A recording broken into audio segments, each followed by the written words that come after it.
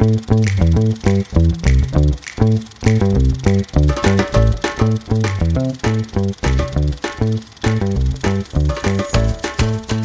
everybody and welcome to another episode of Kev's Movie Corner. I'm Kev and this week we are talking about Sunrise.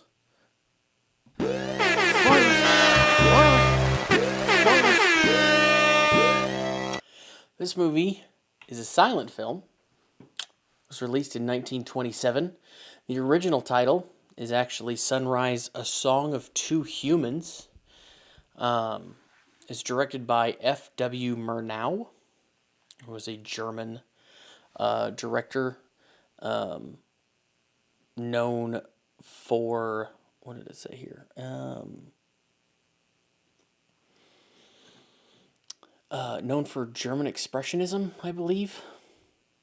He was brought over by William Fox to do a expressionist film for the U.S. This was actually his first ever American film. So it stars George O'Brien, Janet Gaynor, and Margaret Livingston, which, I mean,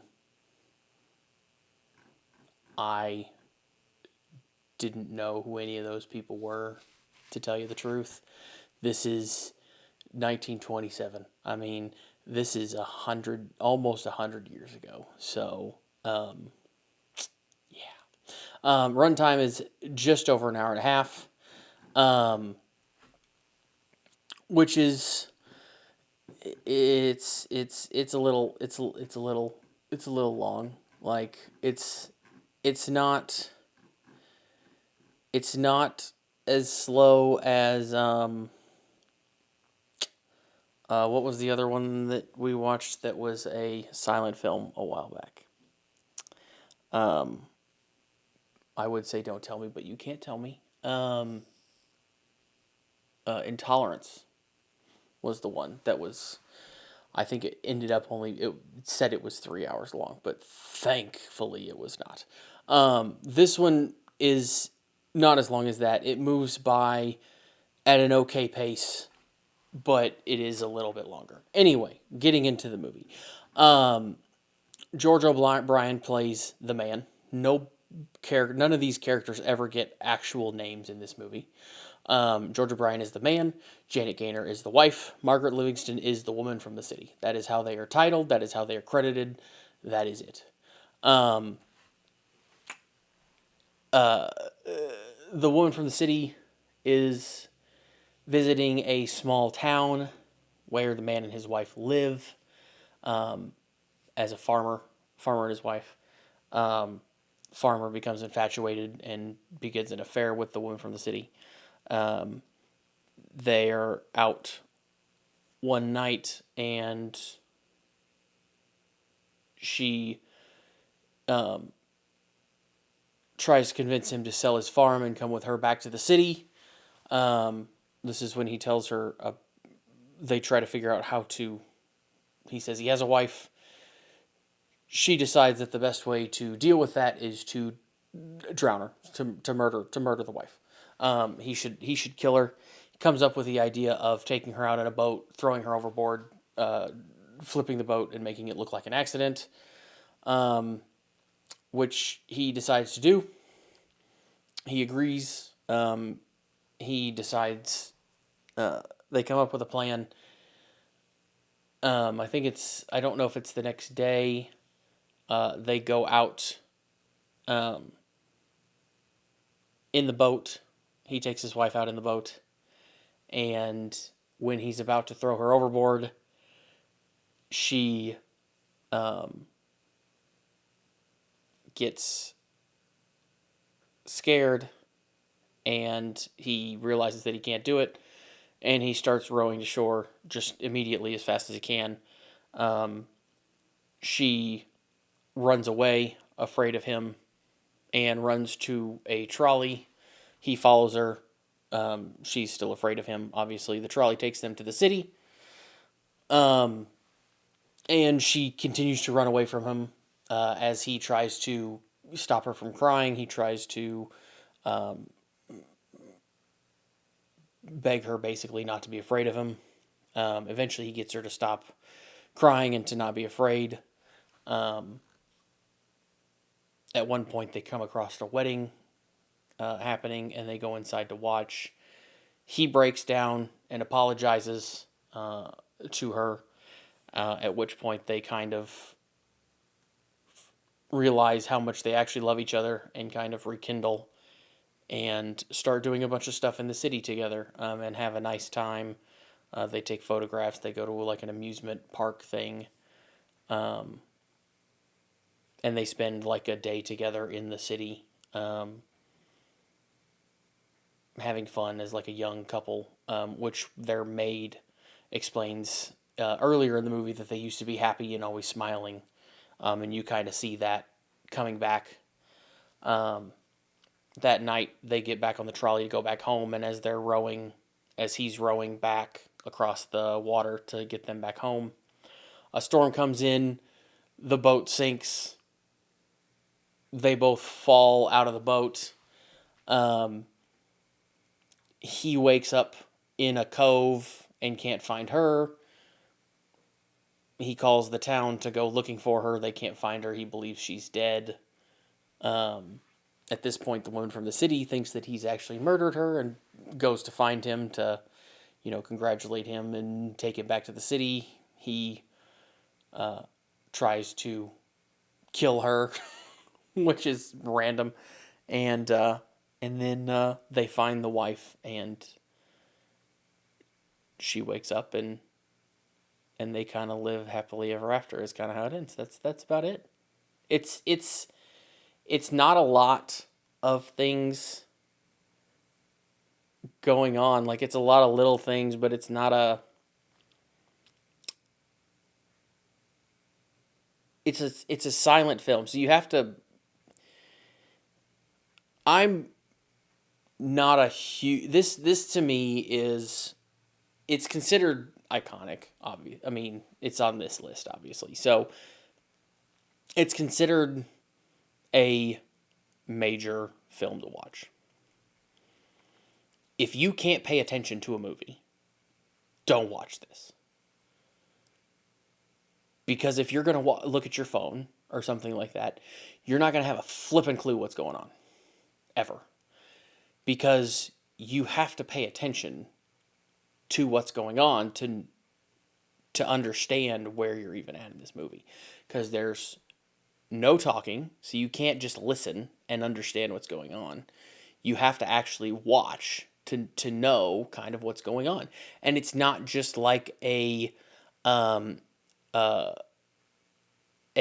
Chaplin or a Buster Keaton film where it's just kind of slapstick comedy the whole time and you can just kind of come and go as you want and just see the dumb kind of antics that are going on all the time. There's actually more of a story to this that's kind of like ongoing the whole time that happens. So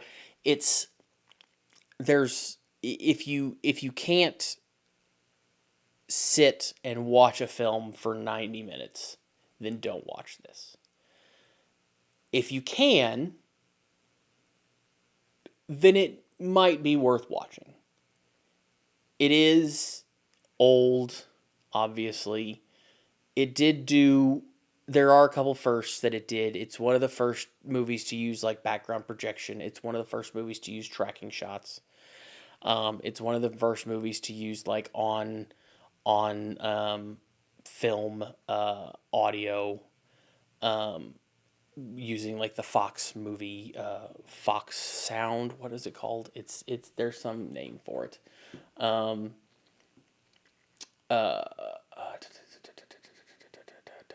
Fox movie tone sound on film. So it is. There are several things that it did to kind of move movies along. But if you can't get through a silent film, then you're not going to like this. A couple things that I found interesting, and this makes it even a little more difficult to follow, is the director did not like the title cards, which in a movie like this, the title cards are when you're like your text that comes up on the screen to like tell you what people are saying. So in the middle of a movie, it would come up and it would pop up and it would say, like, you'd see people talking, and then it would come up and tell you what they're, like, read out what they were saying. He didn't like those in this movie. So you see very few of them at the start, and you don't see very many to start with. By the time the movie's about halfway through, you don't see any. So the second half of the movie, there's none really, and that's because he didn't like them. So there's not really any speaking, even in text form for you to read for most of this movie.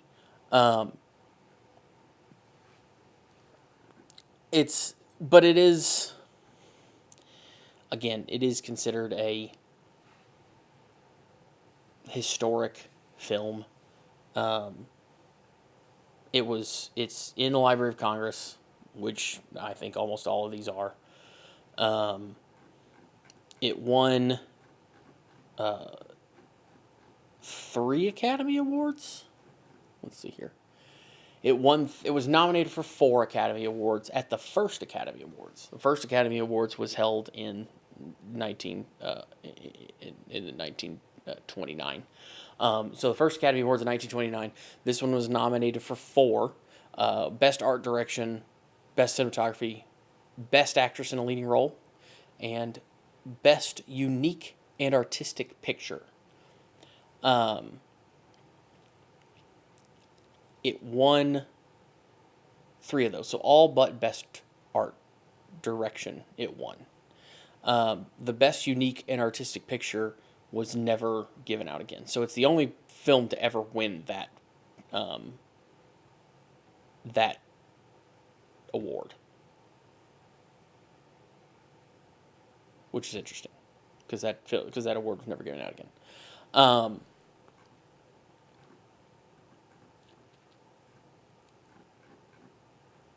It also, what else did I see here? There was a couple other things that I thought were interesting. There was a rumor that George O'Brien, the man, in early parts of the film, he was forced to wear lead boots to show that he was weighed down over the guilt of deciding to kill his wife, which is interesting. So, like, physically making him look weighed down by making him wear lead boots. That's an interesting way to do that. This is also the first film to ever be released on Blu-ray. It was released on Blu-ray by Eureka Entertainment in 2009 in the United Kingdom. So that's, I guess they thought it was significant enough to be the first movie to ever be released on Blu-ray. Most of these scenes were not filmed on location. They were filmed on a set that was apparently very expensive to build, and it caused Fox Studios to rein in the director because this movie didn't do very well at the box office. The City Streets set reportedly by itself cost $200,000 in 1929. It was used on several other films because of that, which $200,000.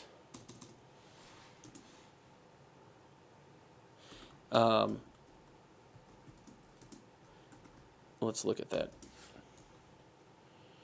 What is that today?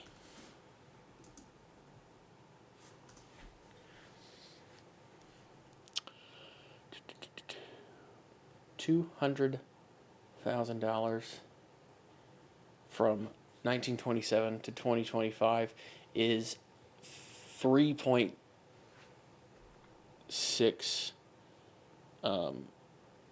million. Is that right?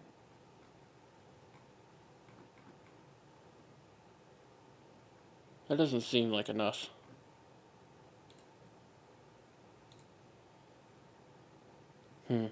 Hold on. That doesn't seem like enough to me. Let's see if another site has a inflation calculator. Oh. Oh.